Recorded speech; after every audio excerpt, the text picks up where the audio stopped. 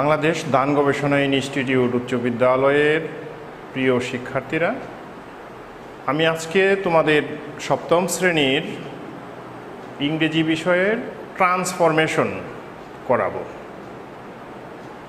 Transformation একটি বড় বিষয়, অনেক বিস্তারিত আলোচনার দরকার। আমি আজকে তোমাদেরকে অ্যাফার্মেটিভ সেন্টেন্সকে কিভাবে নেগেটিভ করতে হয় সেটা দেখাবো। ধন্যবাদ তোমাদেরকে। তোমরা বোর্ডের দিকে লক্ষ্য করো। অ্যাফার্মেটিভ থেকে নেগেটিভ, অ্যাফার্মেটিভ টু নেগেটিভ। বাক্য পরিবর্তন অ্যাফার্মেটিভ থেকে নেগেটিভ দুইভাবে করা যায়। একটা হলো অর্থের পরিবর্তন করে অ্যাফার্মেটিভ টু নেগেটিভ, আর একটা অর্থের পরিবর্তন না করে অ্যাফার্মেটিভ থেকে নেগেটিভ। অর্থের পরিবর্তন করে যে পরিবর্তনটা করা হয় বাক্যকে, সেটা হলো কনভার্সন। আর অর্থের পরিবর্তন না করে যে পরিবর্তন করা হয় এক বাক্যকে অ্যাফার্মেটিভ থেকে নেগেটিভ, সেটা হলো ট্রান্সফরমেশন। তাহলে আশা করি তোমরা বুঝতে পেরেছো যে চেঞ্জিং সেন্টেন্সের ট্রান্সফরমেশন এবং কনভার্সন দুইয়ের মধ্যে পার্থক্যটা কী। ট্রান্সফরমেশন হলো একটা সেন্টেন্স আমি পরিবর্তন করব, কিন্তু সেন্টেন্সের অর্থ আগের মতোই থাকবে। সেন্টেন্সের গঠনটা শুধু পরিবর্তন হবে, স্ট্রাকচারটা শুধু পরিবর্তিত হবে। এটা হলো ট্রান্সফরমেশন। আমি তোমাদেরকে দেখাইতেছি ট্রান্সফরমেশনটা কিভাবে করতে হয়। যেমন অনলি আল্লাহ ক্যান হেল্প আস, শুধু আল্লাহই আমাদেরকে সহযোগিতা করতে পারেন, সাহায্য করতে পারেন। এই অনলি যুক্ত সেন্টেন্সকে আমরা কিভাবে নেগেটিভ করতে পারি, কিন্তু অর্থের পরিবর্তন হবে না। কীরকম? অনলির জায়গায় আমি দিই নান বাট, অনলির জায়গায় আমি বসাই দিলাম নান বাট, আর বাকি সেন্টেন্সটুকু ঠিক থাকবে। None but Allah can help us, আল্লাহ ছাড়া অন্য কেউ সাহায্য করতে পারেন না। তার মানে কি? শুধু আল্লাহই সাহায্য করতে পারেন। দুইটা সেন্টেন্সের মূল ভাব একই, কিন্তু গঠন ভিন্ন। এটা হলো ট্রান্সফরমেশন। তোমরা বুঝতে পেরেছো আশা করি। ওকে, দ্বিতীয় উদাহরণটা হচ্ছে a child likes only sweet. এইখানে এটা এভাবে করতে হবে, a child likes nothing but sweet. নিয়মটা কি? নিয়মটা হলো এই অনলির জায়গায় আমি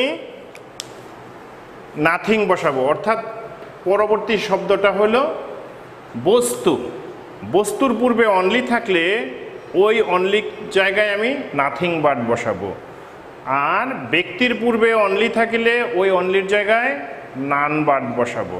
বুঝতে পেরেছ?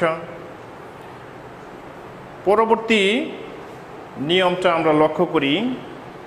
কোনো সেন্টেন্সে যদি মাস্ট কথাটা উল্লেখ থাকে, মাস্ট শব্দটি উল্লেখ থাকে, সেই সেন্টেন্সকে আমরা কি করে অ্যাফার্মেটিভ থেকে নেগেটিভ করব?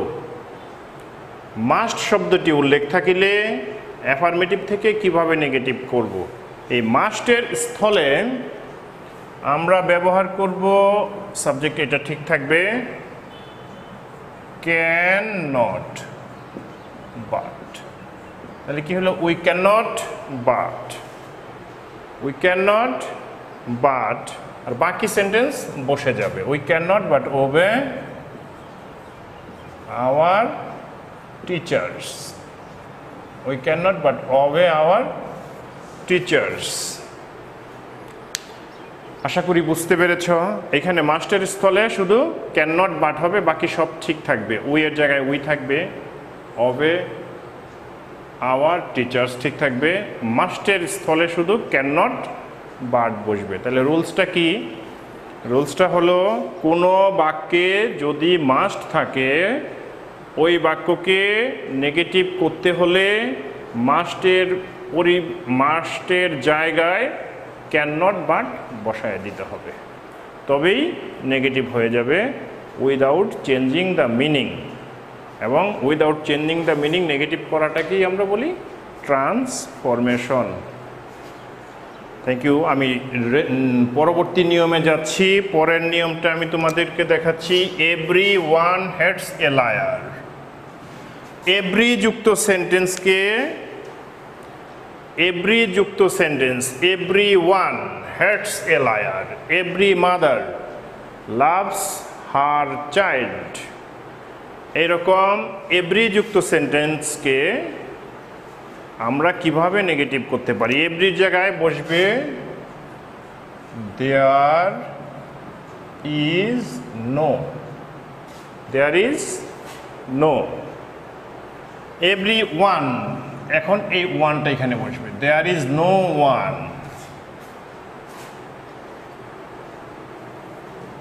But hates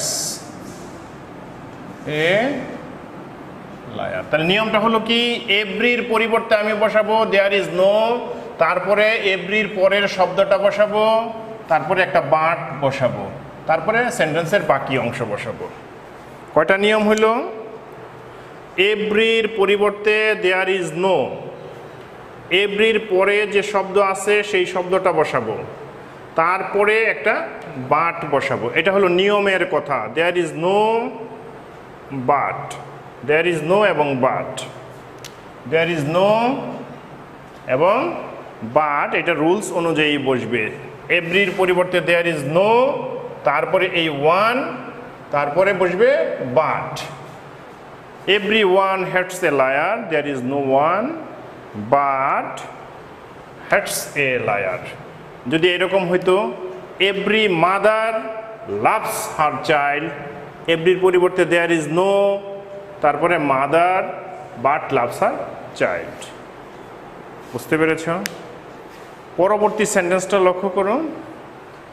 As soon as the thief saw the police, he ran away. As soon as the thief saw the police, he ran away. As soon as যুক্ত সেন্টেন্সকে আমরা কি করে নেগেটিভ করতে পারি? As soon as যুক্ত সেন্টেন্সকে আমরা কি করে নেগেটিভ করতে পারি? নিয়মটা হলো, নিয়ম প্রথমে বলে দিচ্ছি। as soon as এর জায়গায় কি বসবে?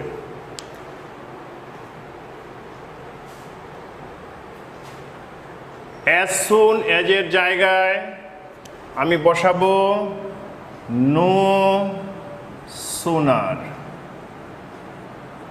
no sooner had।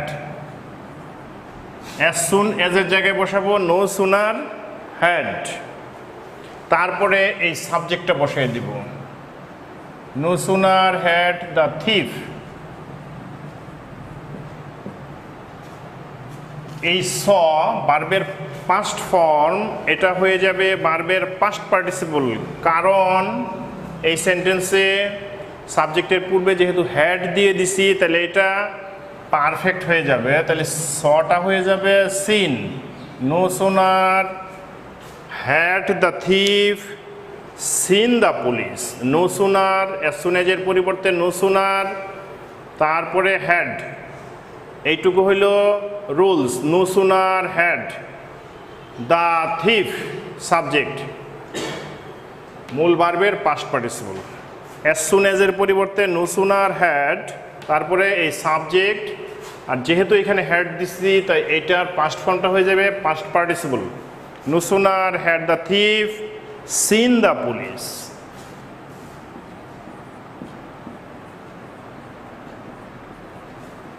তারপরে রুলস অনুযায়ী, স্ট্রাকচার অনুযায়ী বসবে দেন। বানানটা হলো THAN, দেন, THAN, দেন। আর বাকি অংশটুকু হি ran away। টোটাল সেন্টেন্সটা কি হলো তাহলে? No sooner had the thief seen the police then he ran away। চোর দেখা মাত্র চোর পুলিশ দেখা মাত্র পালিয়ে গেল। চোর পুলিশ দেখা মাত্র পালিয়ে গেল। আর দ্বিতীয় সেন্টেন্সের অর্থটা কি? চোর পুলিশকে দেখতে না দেখতে পালিয়ে গেল। এখানে না শব্দটা উল্লেখ আছে, সুতরাং এই সেন্টেন্সটা নেগেটিভ। এখানে না শব্দটা উল্লেখ নাই, কিন্তু অর্থ একই দাঁড়ায়। দেখো, লক্ষ্য করো, পুলিশ দেখা মাত্র পালিয়ে গেল, পুলিশ দেখতে না দেখতে চোর পালিয়ে গেল, দুইটার অর্থ কিন্তু একই। সুতরাং এটা হচ্ছে ট্রান্সফরমেশন। অর্থ একই, কিন্তু স্ট্রাকচার ভিন্ন হয়ে গেছে, কাঠামো ভিন্ন হয়ে গেছে, গঠন প্রণালী ভিন্ন হয়ে গেছে, এই জন্য এটা পার্থক্য হয়েছে। আই শ্যাল রিমেম্বার ইউ, আমি তোমাকে স্মরণ রাখবো। এই ধরনের কিছু সেন্টেন্স আছে, এগুলাকে আমরা কিভাবে নেগেটিভ করব। এগুলাকে নেগেটিভ করতে হলে আমাদের এই শব্দের বিপরীত শব্দ ব্যবহার করে এই সমস্ত সেন্টেন্সকে নেগেটিভ করতে হবে। যেমন আই শ্যাল, তারপরে দিতে হবে নট, আর রিমেম্বারের বিপরীত শব্দ হইল forget. I shall not forget you. I shall not forget you. আমি তোমাকে মনে রাখবো, এই কথার অর্থই হইল যে আমি তোমাকে ভুলবো না, কিন্তু গঠন প্রণালী দুইটার দুই রকম।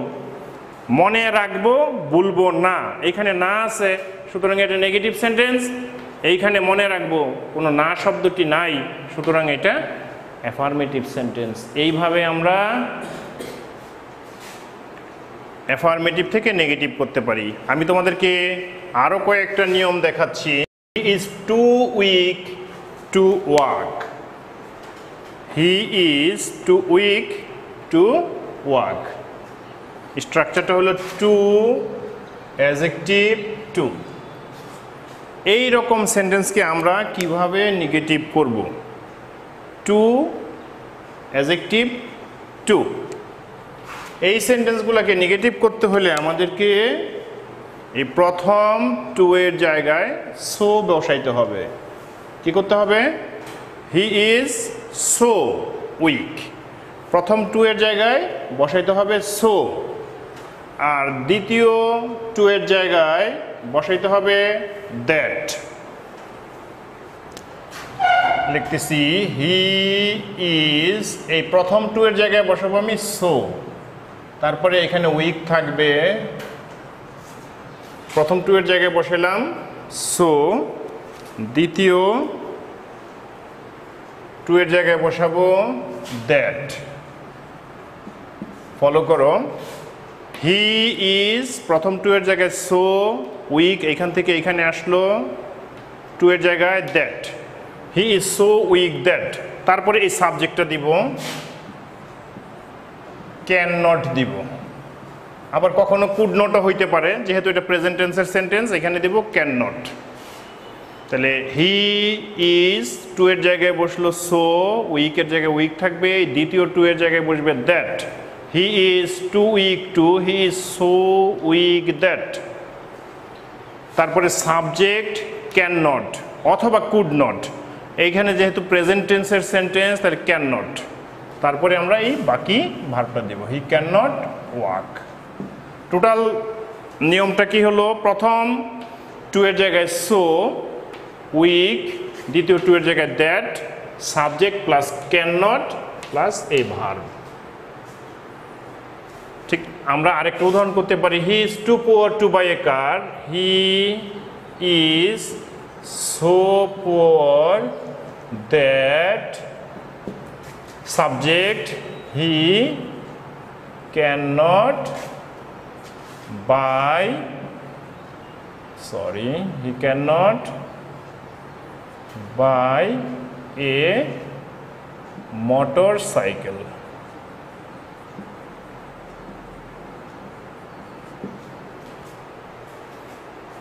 এবার আমরা লক্ষ্য করি এইখানে একটি sentence, he is health is wealth. Health is wealth. The sun rises in the east. দুটো বাক্যই চিরন্তন সত্য। আমি প্রথমে তোমাদেরকে এই সেন্টেন্সটা দেখাই। The sun rises in the east, সূর্য পূর্ব দিকে উঠে। এই চিরন্তন সত্য বাক্যটি করতে হবে নেগেটিভ, করতে হবে নেগেটিভ। তাহলে সূর্য পূর্ব দিকে উঠে, এটাকে যদি আমি বলি সূর্য পশ্চিম দিকে পূর্ব দিকে উঠে না, তাহলে বোঝা যাবে অন্য কোনো দিকে উঠে। সুতরাং এটা এভাবে সম্ভব নয়, চিরন্তন সত্য বাক্যকে এভাবে করা সম্ভব নয়। কিভাবে করতে হয়? চিরন্তন সত্য বাক্যকে যদি আমি অ্যাফার্মেটিভ থেকে নেগেটিভ করতে যাই, তাহলে এটাকে আমাকে করতে বলছে শুধু নেগেটিভ, কিন্তু সাথে আমার ফ্রি ইন্টারোগেটিভও করে দিতে হবে। ডাজ নট দ্য সান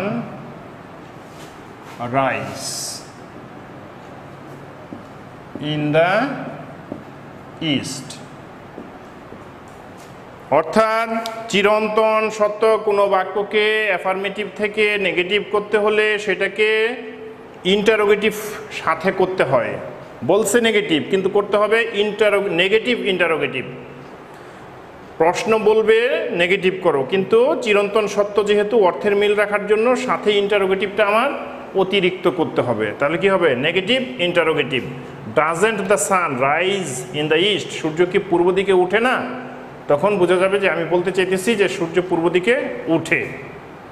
ঠিক এরকম হেলথ ইজ ওয়েলথ, স্বাস্থ্যই সম্পদ, এটাকে ইন্টারোগেটিভ সাথে করে দিতে হবে। ইজন্ট হেলথ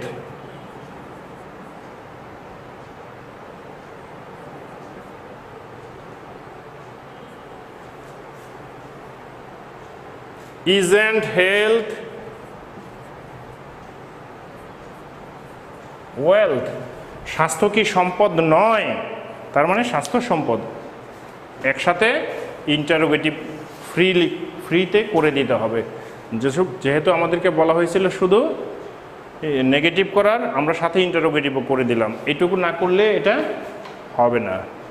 তাহলে ইন্টারোগেটিভ, চিরন্তন সত্য কোনো বাক্যকে নেগেটিভ করতে হলে ওটাকে নেগেটিভ ইন্টারোগেটিভ করতে হয়। Thank you very much.